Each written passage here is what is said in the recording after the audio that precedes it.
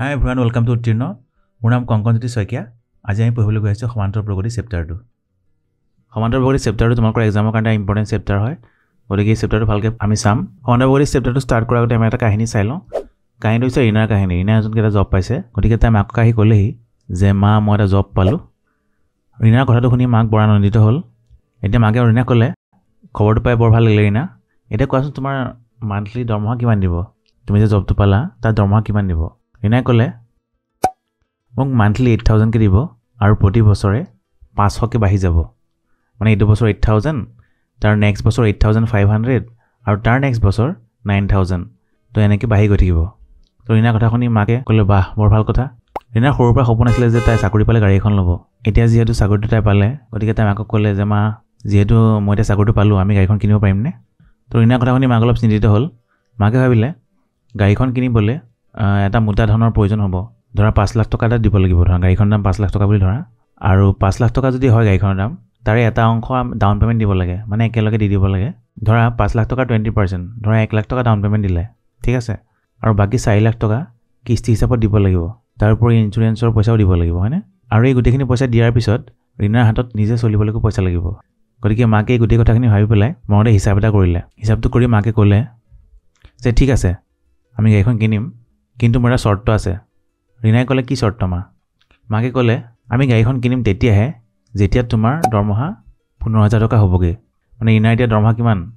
8,000 হয়নে? আৰু প্ৰতি বছৰে 500কে বাঢ়ি যাব। মানে এইটো বছৰ 8,000, তাৰ নেক্সট বছৰ 8,500 আৰু তাৰ নেক্সট বছৰ 9,000। এনেকৈ 500-500কে প্ৰতি বছৰে বাঢ়ি গৈ থাকিব। আৰু এটা বছৰত গৈ পেলাই কি হ'বগৈ? 15,000 টকা হ'বগৈ। চ' সেইটো বছৰতে গাড়ীখন কিনিম বুলি মাকে ক'লে। তো মাকৰ কথা ৰীণা অলপ নিৰাশ হ'ল, কিন্তু তাই ভাবিলে যে মাকে ভাবি চিন্তি কথাটো কৈছে, সেইকাৰণে তাই কথাটোত মান্তি হ'ল। গতিকে ৰীণাৰ মনলৈ প্ৰশ্ন আহিলে যে কোনটো বছৰত তাইৰ দৰমহা 15,000 টকা হ'বগৈ। মানে তাইৰ দৰমহাটো বাঢ়ি বাঢ়ি কোনটো বছৰত 15,000 টকা হ'বগৈ, সেইটো কথা তাই চিন্তা কৰিলে। গতিকে ৰীণাৰ এই সমস্যাটোৰ সমাধান আমি উলিয়ামগৈ, আৰু এই সমস্যাটোৰ বিষয়ে আমি বিতংভাৱে চাম, ঠিক আছে। এতিয়া চোৱা, আমি লিখি লৈছোঁ বছৰ নং আৰু দৰমহাটো টকাত আছে, হয়নে? গতিকে প্ৰথম বছৰ ৰীণাৰ দৰমহা কিমান? মানে ষ্টাৰ্টিঙত ৰীণাই দৰমহা কিমান পাব? 8,000, হয়নে? তাৰ নেক্সট বছৰ 2 নম্বৰ বছৰত ৰীণাৰ দৰমহা কি হ'ব? বাঢ়ি যাব 500কে। গতিকে সেইটো হ'বগৈ 8,500। তাৰ নেক্সট বছৰত অৰ্থাৎ 3 নম্বৰ বছৰত ৰীণাৰ দৰমহা হ'বগৈ 9,000। তাৰপিছত 4 নম্বৰ বছৰত হ'ব 9,500। 5 নম্বৰ বছৰত হ'বগৈ 10,000। মানে প্ৰতি বছৰে 500কে বাঢ়ি গৈ আছে, দেখিছানে? প্ৰথম বছৰ 8,000, দ্বিতীয় বছৰ 8,500, তৃতীয় বছৰ 9,000, চতুৰ্থ বছৰ 9,500, পঞ্চম বছৰত 10,000। প্ৰতি বছৰে 500কে বাঢ়ি গৈ আছে। গতিকে এনেকৈ বছৰটো বাঢ়ি গৈ থাকিব, আৰু ৰীণাৰ দৰমহাও প্ৰতি বছৰে 500-500কে বাঢ়ি গৈ থাকিব, হয়নে? মই অকল প্ৰথম 5টা বছৰৰ দৰমহা লিখিছোঁ। তাৰপিছত ধৰা 6 নম্বৰ বছৰত 10,500 হ'ব, 7 নম্বৰ বছৰত 11,000 হ'ব। তো এনেকৈ দৰমহাবিলাক বাঢ়ি গৈ থাকিব, ঠিক আছে।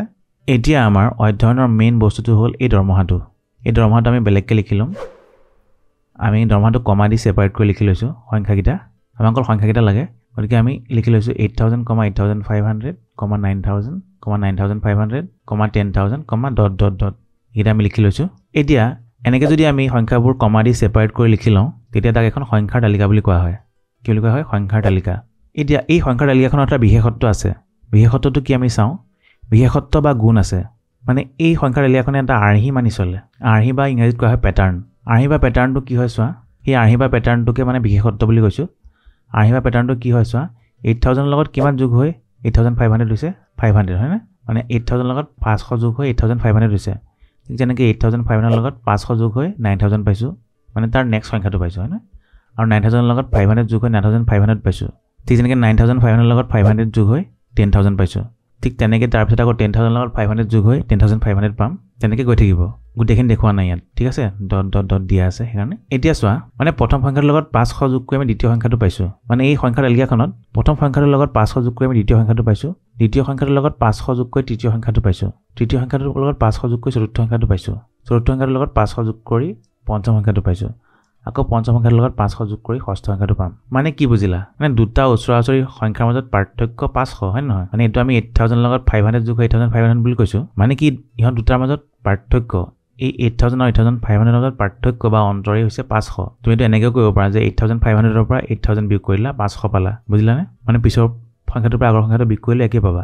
ঠিক তেনেকৈ 9,000ৰ পৰা 8500 বিয়োগ কৰিলেও তোমালোকে 500 পাবা মানে যেনেকৈ নোচোৱা মানে যোগ হৈছে বুলি চালেও কথাটো একেই পাবা 500 পাবা বা পিছৰ সংখ্যাটোৰ পৰা আগৰ সংখ্যাটো বিয়োগ কৰিব পাৰা তেতিয়াও একে পাবা 8000 লগত 500 যোগ হৈ 8500 হৈছে হয়নে সেইটোকে আমি এনেকৈ চাব পাৰোঁ যে 8500ৰ পৰা 8000 বিয়োগ হৈ পেলাইও 500 হৈছে হয়নে যেনেকৈ নোচোৱা অন্তৰটো একে পাবা মানে দুটা ওচৰা-ওচৰি সংখ্যাৰ মাজত পাৰ্থক্য মানে এই গেপটোত কি আছে 500 এটা সোমাই আছে বুলি ধৰা 8000 আৰু 8500ৰ মাজৰ গেপটোত 500 এটা সোমাই আছে হয় নহয় মানে একেবাৰে সহজকৈ চাবলৈ হ'লে কি 8000 আৰু 8500ৰ মাজৰ গেপটোত 500 এটা সোমাই আছে ঠিক তেনেকৈ 8500 আৰু 9000ৰ মাজৰ গেপটোত 500 এটা সোমাই আছে সেইটোকে আমি এনেকৈ চাইছোঁ যে 8500ৰ লগত 500 যোগ হৈ 9000 হৈছে বা 9000ৰ পৰা 8500 যোগ কৰিলেও 500 পাম তো তেনেকুৱা তেনেকৈ 9000ৰ লগত 500 যোগ হৈ 9500 হৈছে বা 9500ৰ পৰা 9000 বিয়োগ কৰিলেও 500 পাম যেনেকৈ নোচোৱা সংখ্যাৰ তালিকাখনৰ দুটা ওচৰা-ওচৰি সংখ্যাৰ মাজত পাৰ্থক্য বা অন্তৰ 500 পাবা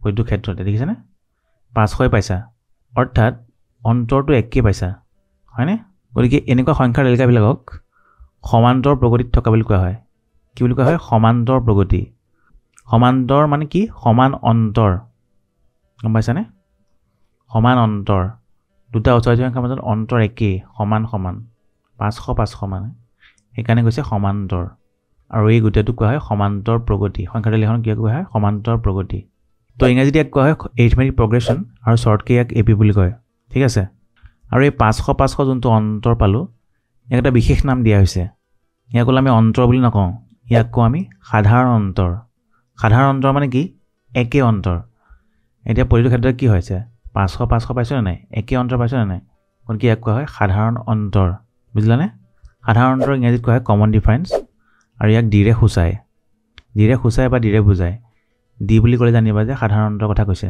বুজিলানে এতিয়া চোৱা এই সংখ্যাৰ তালিকাখনৰ প্ৰত্যেকটো সংখ্যাকে এটা পদ বা টাৰ্ম বুলি কয় অসমীয়াত কয় পদ ইংৰাজীত কয় টাৰ্ম ঠিক আছে গতিকে সংখ্যাবিলাকক মই মাজে মাজে পদ বুলিও ক'ম মাজে মাজে সংখ্যা বুলিও ক'ম যেতিয়া মুখত যোনটো আহে দেই গতিকে দুইটাৰ অৰ্থ একেই আৰু সংখ্যাৰ তালিকাখনত এইবিলাক সংখ্যা বা পদ বুজিলানে যিহেতু সকলোকে পদ বুলি কয় গতিকে প্ৰথমটোক কি বুলি কয় প্ৰথম পদ বুলি ক'ব হয়নে প্ৰথমটোক কি বুলি কয় প্ৰথম পদ বা ফাৰ্ষ্ট টাৰ্ম ইয়াক এ বা A1 এৰে সূচায় মানে এটা চিম্বল দিছোঁ প্ৰথম পদটোক সেইটো হৈছে এ বা A1 ঠিক আছে গতিকে প্ৰথম পদটোক A1 এৰে বুজায় বা সূচায় দ্বিতীয় পদটোক A2 ৰে সূচায় তৃতীয় পদ A3 চতুৰ্থ পদ A4 পঞ্চম পদ A5 গম পালানে ইয়াত 8000টো প্ৰথম পদ A1 এৰে বুজাইছে 8500টো দ্বিতীয় পদ ইয়াক A2 ৰে সূচাইছে বা বুজাইছে 9000টো তৃতীয় পদ ইয়াক A3 ৰে বুজাইছে 9500 চতুৰ্থ পদ ইয়াক A4 ৰে বুজাইছে 10000টো পঞ্চম পদ ইয়াক A5 ৰে বুজাইছে ঠিক তেনেকৈ তাৰ নেক্সটটো হ'ব কিমান হ'ব 10500 তাক A6 ৰে বুজাব নেক্সটটো হ'ব 11000 তাক A7 ৰে বুজাব বুজি পালানে তেনেকৈ পদবোৰ নামাকৰণ কৰা হৈছে যাতে আমাৰ কোৱেশ্চনবিলাক কৰিলে সুবিধা হয় যেতিয়া আমি অংকবিলাক কৰিম সমস্যাবিলাক কৰিম তেতিয়া আমি প্ৰথম পদ দ্বিতীয় পদ এনেকৈ লিখি থাকিব নালাগে আৰু আমি A1 বুলি লিখিলে গম পাব যে প্ৰথম পদ বুজাইছে A2 বুলি ক'লে গম পাব যে দ্বিতীয় পদ বুজাইছে হয়নে তো গাণিতিকভাৱে বস্তুবিলাক লিখিবলৈ সুবিধা হয় সহজ হয় গতিকে আমি সেইকাৰণে আমি শ্বৰ্টকৈ চিম্বল দি এনেকৈ লিখোঁ সংখ্যাবিলাক গতিকে আমি কি গম পালোঁ মানে ইনাৰ যোনটো দৰমহা সিহঁতে এটা আৰ্হি মানি চলে দৰমহাটোত কি হৈছে ওচৰা-ওচৰি দুটা সংখ্যাৰ মাজত পাৰ্থক্য 500 পাৰ্থক্য বা অন্তৰ 500 ঠিক আছে 500 গতিকে এনেকুৱা যোনবিলাক সংখ্যাৰ তালিকা ইহঁতক সমান্তৰ প্ৰগতিত থকা বুলি কোৱা হয় আৰু এই 500 যোনটো পাৰ্থক্য তাক এটা বেলেগ নাম দিয়া হৈছে সেইটো হৈছে সাধাৰণ অন্তৰ বা কমন ডিফাৰেঞ্চ আৰু ইয়াক ডিৰে সূচোৱা হয় বুজিলানে আৰু এই সংখ্যাৰ তালিকাখনৰ প্ৰতিটো সংখ্যাক এটা পদ বুলি কয় প্ৰথমটোক প্ৰথম পদ দ্বিতীয়টোক দ্বিতীয় পদ তৃতীয়টোক তৃতীয় পদ চতুৰ্থটোক চতুৰ্থ পদ পাঁচ নম্বৰটো পঞ্চম পদ এনেকৈ পদবোৰ নামাকৰণ কৰা হৈছে আৰু পদবোৰক এটা চিম্বল দি সূচায় প্ৰথম পদটো A1 এৰে সূচায় 1 মানে বুজাইছে যে প্ৰথম স্থানত থকা সংখ্যাটো গম পাইছেনে দ্বিতীয় পদটোক A2 ৰে সূচায় 2 মানে বুজাইছে যে 2 নম্বৰত থকা বা দ্বিতীয় স্থানত থকা সংখ্যাটো A3 ৰে বুজাইছে যে 3 নম্বৰ স্থানত থকা সংখ্যাটো গম পাইছেনে বাওঁ হাতৰ পৰা মানে 3 নম্বৰ স্থানত থকা সংখ্যাটো A4 ৰে বুজাইছে 4 নম্বৰ স্থানত থকা সংখ্যাটো বাওঁ ফালৰ পৰা 4 নম্বৰ স্থানত থকা সংখ্যাটো মানে এই চিম্বলবিলাকে A1 A2 A3 A4 এই চিম্বলবিলাকে সেই সংখ্যাটোৰ স্থানটো বুজাইছে বুজি পালানে এতিয়া তোমালোকে বুজি পালা যে সমান্তৰ প্ৰগতি কি হয় সমান্তৰ প্ৰগতিৰ বিষয়ে আৰু চাম আৰু উদাহৰণ আমি চাম যাতে তোমালোকৰ কনচেপ্টবিলাক আৰু ক্লিয়াৰ হয় ভালকৈ বুজি পোৱা বস্তুবিলাক এতিয়া আমাৰ সমস্যাটো কি আছিলে যে কোনটো বছৰ ইনাৰ দৰমহাটো 15,000 টকা হ'বগৈ যাতে তাই গাড়ীখন কিনিব পাৰে হয় নহয় কাৰণ মাকে কি কৈছিলে যে 15,000 টকা দৰমহা পালেহে তাই গাড়ীখন কিনিব পাৰিব হয়নে গতিকে কোনটো বছৰত ইনাৰ দৰমহা 15,000 টকা হ'বগৈ বাৰু তোমালোকে যে এনেকৈ কৰি গৈ থাকা 5 নম্বৰ বছৰত কিমান পালা 10,000 6 নম্বৰ বছৰত কিমান পাবা আকৌ 500 বাঢ়ি যাব মানে 10,500 7 নম্বৰ বছৰত কিমান হ'বগৈ 11,000 8 নম্বৰ বছৰত 11,500 এনেকৈ তোমালোকে কৰি চাব পাৰা কোনটো বছৰত ইনাৰ দৰমহাটো 15,000 টকা হ'বগৈ কিন্তু আমি তেনেকৈ নকৰোঁ তোমালোকে এনেকৈ মেনুৱেলি মানে এটা এটাকৈ উলিয়াই কৰিলে বহুত সময় খৰচ হ'ব গতিকে আমি এনেকৈ নকৰোঁ আমি ইয়াৰ কাৰণে এটা ফৰ্মুলা উলিয়াম সূত্ৰ এটা উলিয়াম আমি সেই সূত্ৰৰ জৰিয়তে